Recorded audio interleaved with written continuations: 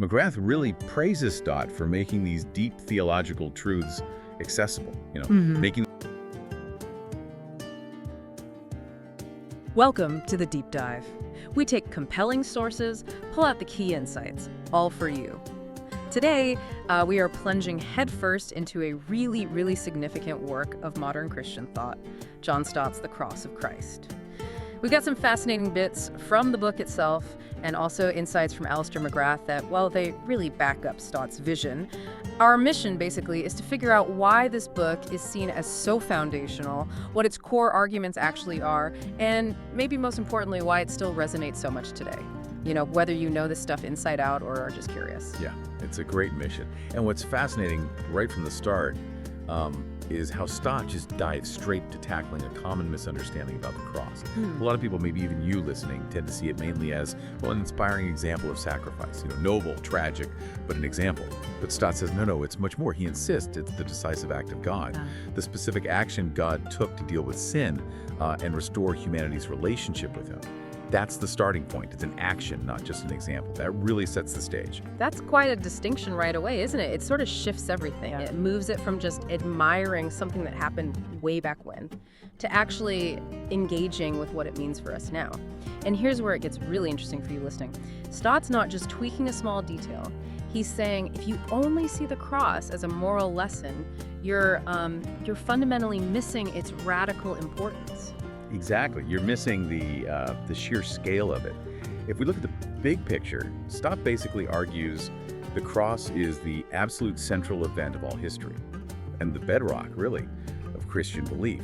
And he doesn't just say that. He carefully explains what happened, the mechanics of it, but also why it matters so profoundly. You need both for a real understanding. You do. It's not enough just to know it happened. You need the why. And saying it's the central event of history, wow, that's a massive claim, right? It kind of forces you to rethink everything before and after it. It reorients everything around this one moment.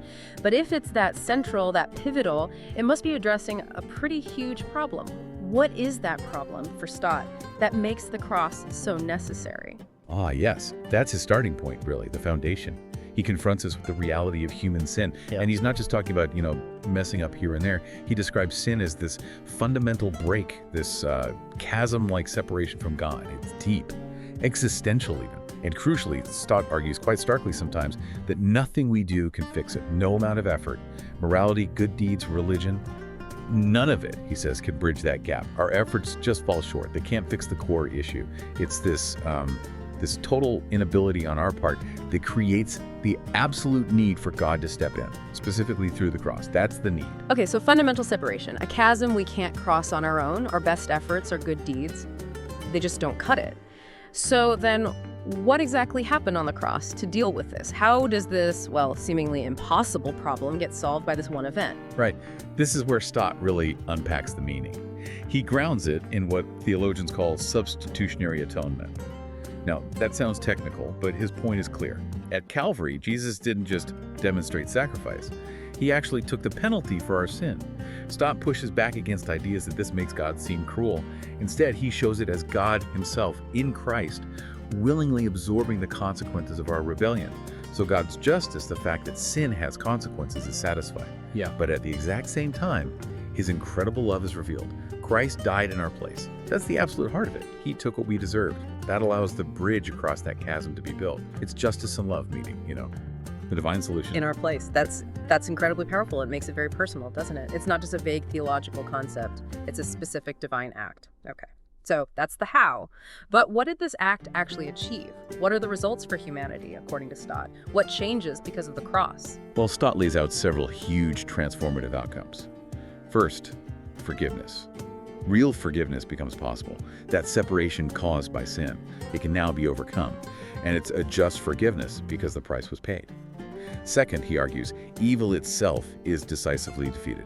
It wasn't just about individual sins. It was a cosmic victory over darkness.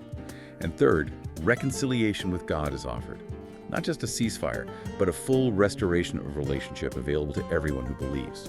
These aren't just ideas. They're the actual, tangible results of what happened. Restoration on every level. Forgiveness, defeat of evil, reconciliation. Okay, those are massive achievements. We've covered the need, the meaning, the achievement. It's a lot to take in. But for you, listening right now, how does this all connect to daily life? What does living under the cross actually look like day to day? It can't just be about agreeing with these facts, right? There must be a practical side. Oh, absolutely. Stott is very clear on this. This is where theology meets life. For him, the cross isn't just a ticket to heaven you punch once. It fundamentally reshapes the entire Christian life. It's a present reality. Living under the cross, as Stott sees it, means embracing certain things.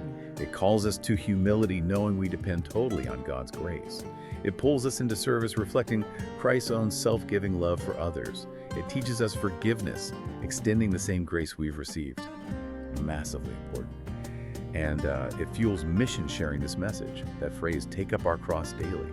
Stott says it's not just about enduring hard times, it's actually a blueprint for discipleship. It means reorienting your whole life, priorities, values, relationships around what happened at Calvary becomes the pattern. A pattern for life, not just a past event. That makes sense.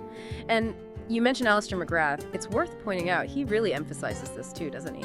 He connects Stott's ideas to things we face today, showing why this message is still so vital. Things like pride, injustice, these haven't gone away. So Stott's focus on the cross's power remains incredibly relevant. Exactly. McGrath really praises Stott for making these deep theological truths accessible, making them speak to the human condition right now. It shows the timeless nature of the cross's message when it's explained clearly, like Stott does. So it's definitely not just some dry academic debate then. It sounds much more like a personal, life-changing call to everyone. That's precisely it. If you pull all the threads together, Stott's work isn't just aiming for intellectual agreement. It culminates in a call.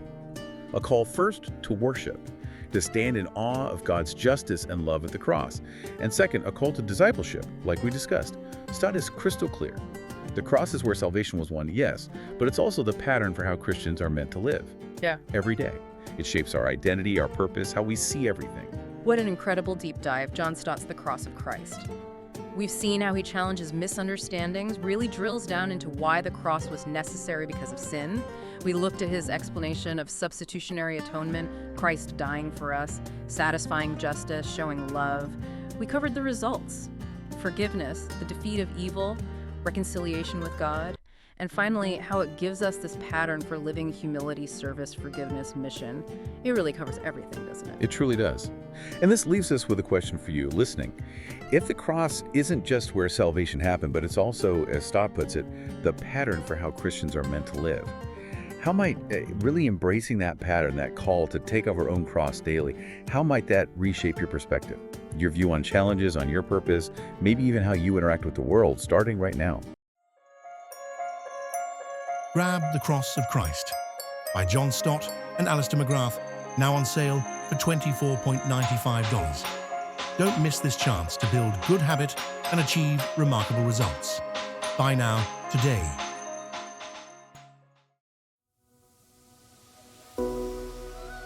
Like and subscribe for more Bookhaven podcasts.